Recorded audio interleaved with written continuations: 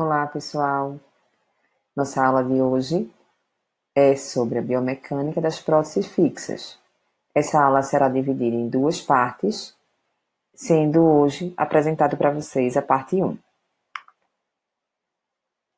Então, para a confecção dos trabalhos com prótese fixa, nós normalmente precisamos realizar preparo dentário com essa finalidade. Então, esse preparo dentário, ele é um processo de desgaste seletivo do esmalte e ou dentina em quantidades pré-determinadas.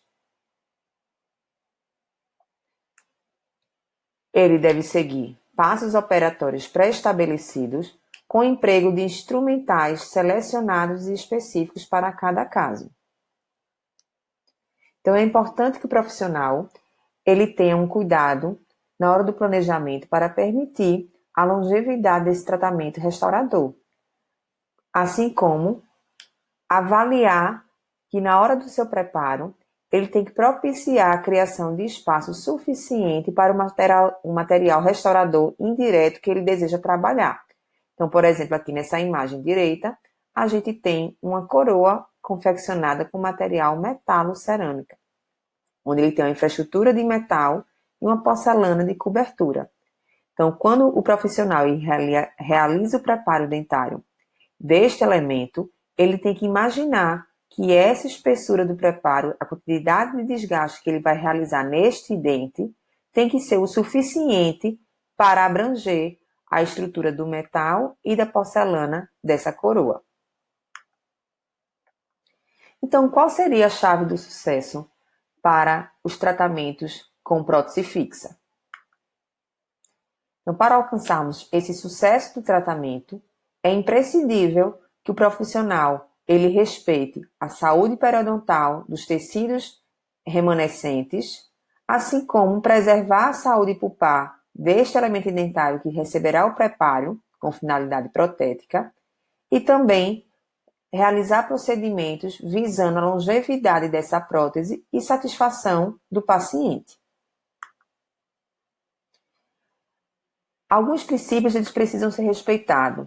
Com relação ao profissional, é de competência dele conhecer esses princípios, saber valorizá-los e ter conhecimento suficiente para saber aplicá-los.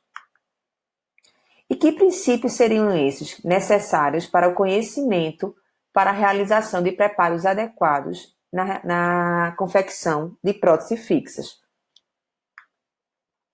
Então, podemos dizer que esses princípios, eles dizem respeito também com relação à biomecânica da prótese fixa. Então, esses princípios eles são divididos em 3 tipos: o princípio mecânico, o princípio biológico e o princípio estético. O princípio mecânico é aquele que ele está relacionado diretamente o que afeta a integridade e a durabilidade da restauração que está sendo executada. Já o princípio biológico ele está relacionado à manutenção da saúde dos tecidos circunvizinhos a esse elemento. E o estético, ele está relacionado com a aparência do paciente, com a estética desse paciente. Então, vamos falar primeiro quais são os princípios relacionados ao princípio mecânico.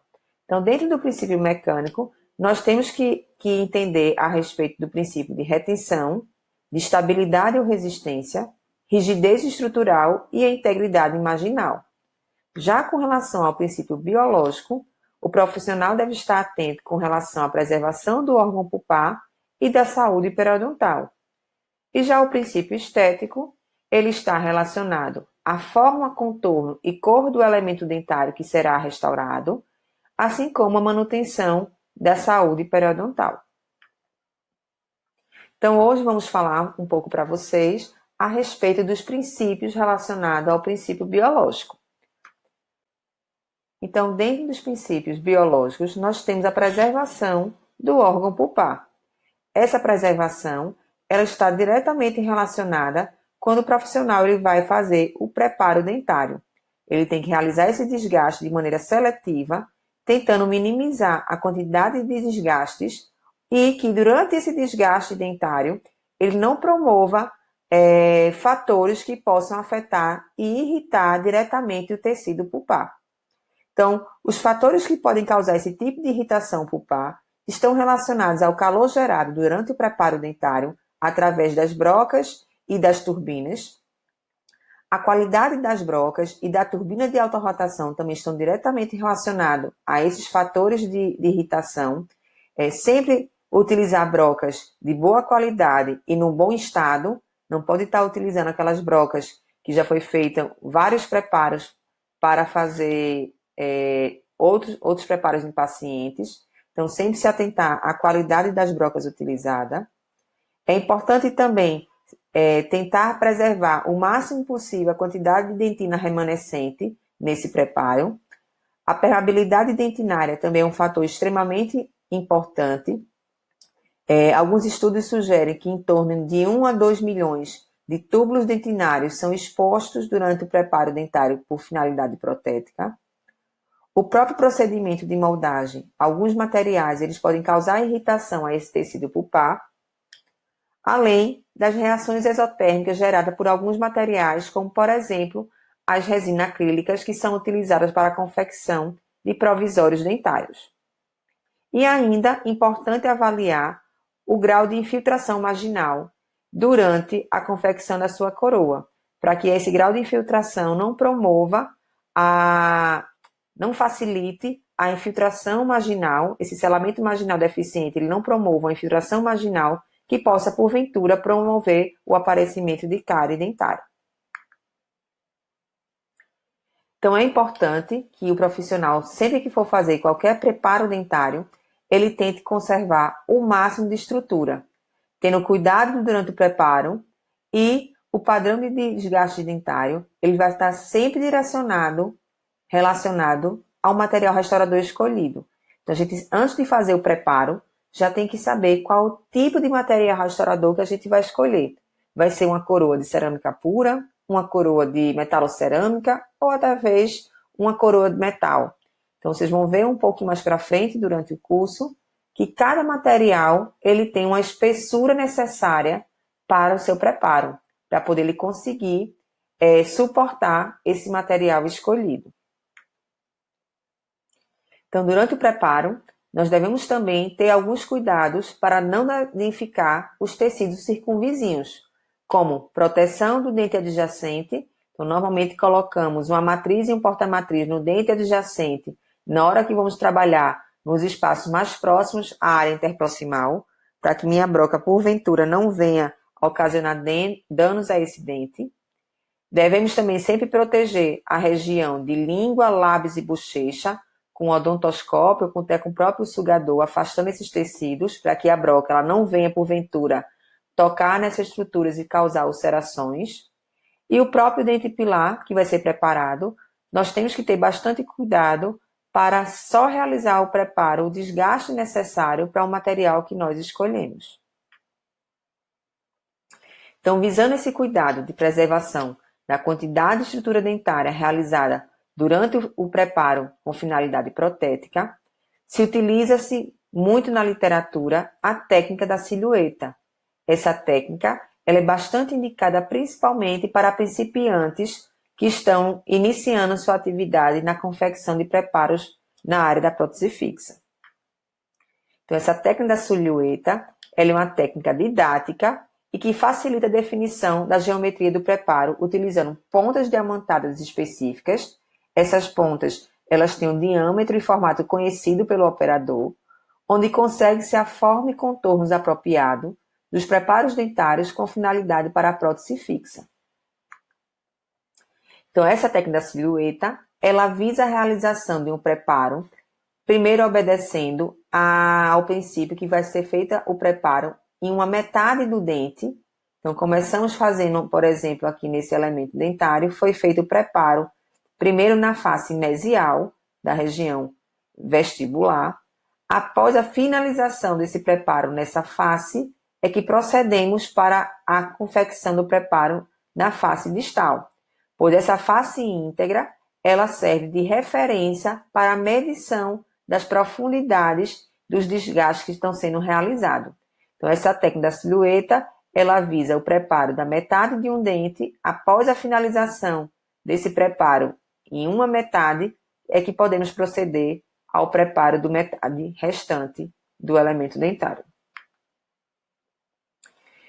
Então, para essa técnica da silhueta, é adotado o princípio de confecção de sulcos de orientação que vão visar o controle dessa espessura, dessa profundidade do preparo realizado. Então, são feitos sulcos, como vocês veem aqui, são feitos sulcos e canaletas com brocas específicas que têm diâmetros e formas conhecidas pelo operador e que são utilizadas com diâmetros de acordo com o material restaurador escolhido. Então, é feito o preparo de a metade de uma face do dente para só em seguida seguir para a conclusão da outra face.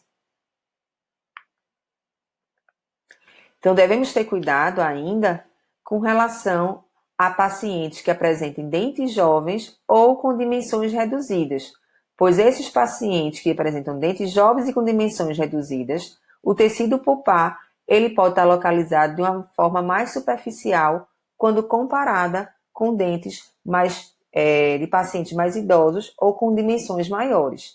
Então, devemos ter cuidado para não causar um dano pulpar nesses elementos com essas características.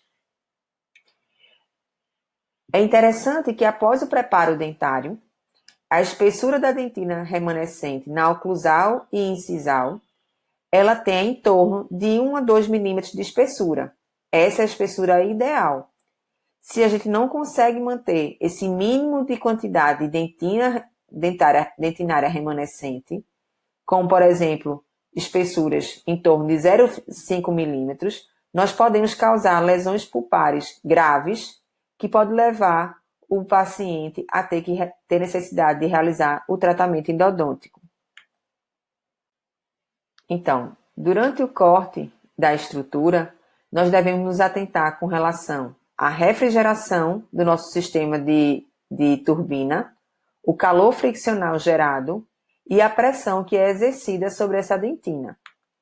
Então, quanto à refrigeração, essa refrigeração é importante porque ela consegue remover os detritos na hora do preparo dentário, ele aumenta a capacidade de corte à medida que ele limpa melhor a ponta da minha broca, que está sendo executado o desgaste nesse dente.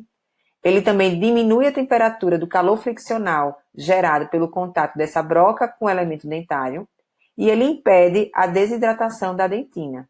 Então, sempre importante que antes de começar o preparo, que o operador ele veja como é que está seu sistema de refrigeração. Se por acaso eles estiverem entupidos, sempre desentupir e lubrificar as canetas bem, para que não haja nenhum entupimento das saídas de água para ter uma refrigeração adequada. Quanto ao calor friccional, esse calor ele é gerado devido ao contato da broca diamantada com a superfície dentária. Então, devido a esse contato, é gerada uma energia cinética que libera calor, e esse calor, quando em contato com o esmalte, ele pode causar, quando for excessivo, esse calor ele pode causar fratura, e quando o calor é excessivo em contato com a dentina, ele pode promover uma desidratação. Um outro fator de princípio bastante importante para respeitar o princípio biológico é o princípio da preservação da saúde periodontal. Então, o tecido periodontal ele é subdividido em dois tipos de periodonto, o periodonto de sustentação e o periodonto de proteção. Então, o periodonto de proteção ele consiste da gengiva marginal livre, a gengiva inserida e a gengiva interproximal, que é onde está localizada a nossa papila. Então, quando falamos da preservação da saúde periodontal, nós estamos relacionando alguns fatores que podem vir a ocasionar danos a esses tecidos, como a margem da restauração, que ela pode estar sendo localizada, esse término da restauração, ela pode estar numa região supragengival, ao nível gengival ou subgengival. Também temos que tomar muita atenção com relação ao contorno dessa restauração que está sendo executada, pois ela pode ter estruturas com subcontorno ou sobrecontorno que podem danificar os tecidos periodontais circunvizinhos. A própria forma da restauração e a higiene oral do paciente também devem ser avaliadas para verificar que esses tecidos periodontais eles têm a preservação de sua saúde. O padrão de desgaste dentário com finalidade protética, ele também está relacionado com a saúde periodontal, visto que esse padrão de desgaste, ele tem que promover um espaço suficiente para o material escolhido, para que essa restauração, após confeccionada, ela consiga restabelecer o contorno anatômico de maneira correta. Pois se esse padrão de desgaste não for respeitado, podemos gerar restaurações com formas inadequadas que promovam um maior acúmulo de biofilme e, por consequência, danos aos tecidos periodontais circunvizinhos. Então, quando esse padrão ele não é respeitado, nós podemos ter dois tipos de situações. Podemos ter uma restauração que a gente chama que ela tem um padrão de sobrecontorno, que são aquelas situações em que o padrão de desgaste realizado ele foi insuficiente para acomodar a restauração que vai ser confeccionada. Então, vejam aqui a imagem do lado esquerdo, onde a gente tem uma coroa com formato, um perfil de emergência adequado. A gente vê que onde termina o dente, ele começa a coroa sem nenhuma mudança abrupta do seu contorno. Então, aqui, o paciente, na hora que for fazer sua higienização, ele consegue higienizar essa área do acesso de conexão entre o dente e o tratamento restaurador. Já na imagem aqui à direita, a gente vê que a coroa, ela tem como se fosse um batente. É como se faltasse preparo para acomodar a minha coroa. É o que a gente chama de sobrecontorno. Então, nesse sobrecontorno, ele favorece um acúmulo de biofilme na região desse excesso de tratamento restaurador e na hora que o paciente ele vai fazer sua higienização, ele tem dificuldade de acesso dessa região, propiciando ali a instalação de cárie nessa região e proporcionalmente danos ao tecido periodontal, inflamação e pode evoluir para situações de uma gengivite ou até periodontite. E contrário àquele preparo que foi feito de maneira insuficiente, o seu desgaste, temos também situações de coroas que podem ter um subcontorno. Esse subcontorno seria exatamente o oposto, onde a restauração, na verdade, ela falta material para preencher o espaço que foi gerado pelo preparo dentário. Então, veja como se ficasse um espaço entre a restauração e o dente, e o contorno ele fica como se fosse um pouco mais magrinho. Ele não tem um contorno adequado, dando um perfil de emergência adequado para esse elemento dentário. Então, essa região de subcontorno também favorece o acúmulo de biofilme. Os tecidos periodontais eles tendem a ficar mais flácidos e aparecendo sinais de inflamação. Quanto à margem da restauração, ela também está diretamente relacionada à preservação da saúde periodontal, principalmente quando falamos do periodonto de proteção, onde nós devemos ter respeito às distâncias biológicas. Então, para quem não lembra, a distância biológica, ela é aquele espaço que a gente tem do sulco à inserção conjuntiva. Então, ele é compreendido do sulco, o epitélio juncional e a inserção conjuntiva. Então, esse espaço biológico é a distância compreendida entre a base do sulco e a crista alveolar, constituído pelo epitélio juncional e a inserção conjuntiva. Então, a distância que deve existir entre o término do preparo dentário e a crista alveolar, ela deve ser em torno de 3 milímetros para poder respeitar esse espaço biológico. Então, quando há um desrespeito a essa distância, ou seja, o término do preparo dentário, ele está localizado a uma distância para a crista óssea inferior a 3 milímetros, nós temos que restabelecer esse espaço biológico. Então, normalmente, quando são dentes na região posterior, se encaminha para a realização de uma cirurgia de aumento de coroa clínica para poder restabelecer essa distância de 3 milímetros do preparo do dente, do término do preparo, à crista óssea. Já na região anterior, por questão estética, não tem como a gente realizar, na maioria das situações, um aumento de coroa clínica, pois pode causar um desnivelamento da gengiva com relação aos dentes vizinhos. Então, nos casos anteriores, normalmente se opta por fazer um tracionamento ortodôntico para que esse dente ele sofra um processo de extrusão e automaticamente essa distância do término do preparo para a crista óssea seja restabelecida. Então, a margem da restauração ela pode ser localizada em 3 posições: supragengival, ao nível gengival ou subgengival. A margem localizada no tipo supragengival é aquela que fica afastada dos tecidos periodontais.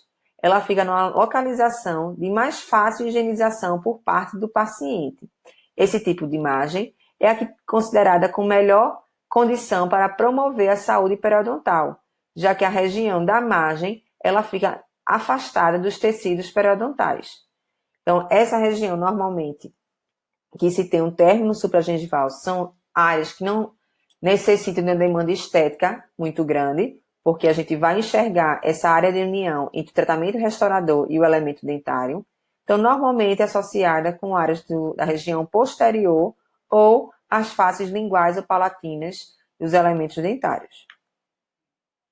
Então, a facilidade de utilizar restaurações com margem gengival, localizada na região supragengival é devido à facilidade de preparo, porque para o operador também fica mais fácil de trabalhar quando essa margem está localizada afastada do tecido periodontal. Temos, assim, uma melhor visibilidade e controle para a adaptação e cimentação dessas restaurações protéticas. E para o paciente, como eu já mencionei, fica um melhor acesso para a higienização, por ter um acesso mais direto.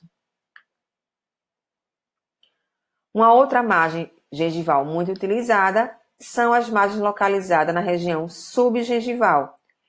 Elas são margens que a gente tem que ter bastante cuidado na sua indicação para não invadir o espaço biológico e, assim, essas coroas realizadas num espaço subgengival, eles também têm que respeitar o perfil de emergência das coroas, para que a gente não cause danos aos tecidos periodontais circunvizinhos.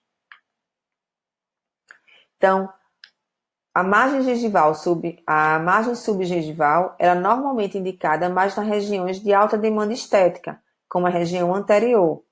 Então, é indicado que essas margens elas estejam localizadas no máximo 0,5 milímetro dentro do sulco gengival, para que a gente não cause danos ao espaço biológico e, assim, preservamos a saúde periodontal. Um outro fator importante que nós visamos para a manutenção do tecido periodontal é a avaliação da qualidade do selamento marginal. Então, o selamento marginal é essa interface que a gente vai ter entre a estrutura restauradora, no caso aqui a coroa, e o dente. Então, esse espaçozinho que às vezes existe, essa fenda que vai existir, mesmo microscópica, entre o tratamento restaurador e o dente, ele normalmente é ocupado pelo cimento. Mas quando nós temos uma fenda de tamanho mais significativo, de forma inadequada, esse cimento ele pode sofrer degradação na saliva e gerar fendas maiores, onde vai propiciar o aparecimento de biofilme nessa região. Então, é sempre importante avaliar esse selamento marginal com uma sonda exploradora de formato adequado. Então, não adianta pegar uma sonda que sua ponta seja tão romba que ela não consiga detectar essa presença dessas fendas, dessa falha do selamento marginal. Então, sempre importante que a ponta da sonda ela seja bem pontiaguda para detectar esses batentes que indicariam a presença de uma falha do selamento marginal. Então, essa falha ela vai dificultar a higienização do paciente em promover a remoção do biofilme que ali vai ficar acumulado e, por consequência, as bactérias elas vão começar a penetrar nessa fenda existente e vão promover o aparecimento da cárie dentária e, por consequência, a inflamação dos tecidos circunvizinhos. Com relação ao periodonto de sustentação, ele é formado pelo osso alveolar, o cemento e o ligamento periodontal. Esse tipo de periodonto, ele está relacionado com a oclusão do paciente. Então, a coroa que vai ser realizada nesse paciente, ela tem que estar bem ajustada para não causar danos ao período de sustentação, como, por exemplo, uma pericemitite.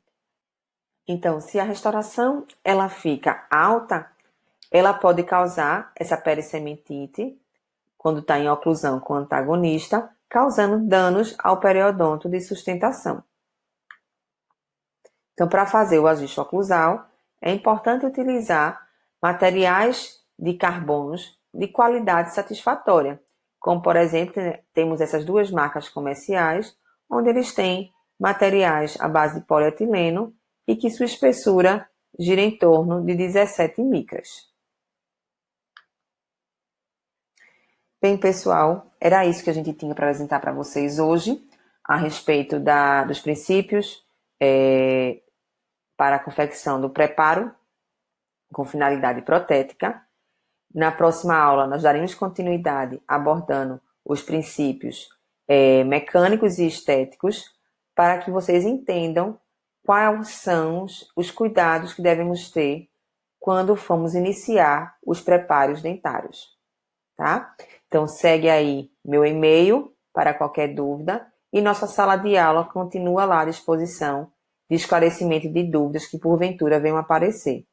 Lembramos ainda a vocês que após assistir essa aula, vocês devem responder à atividade que está disponível no link de atividades da nossa sala de aula, no tópico de atividades da aula. Então, vocês têm 72 horas para devolução após a publicação dessa atividade. Desejo a todos bons estudos.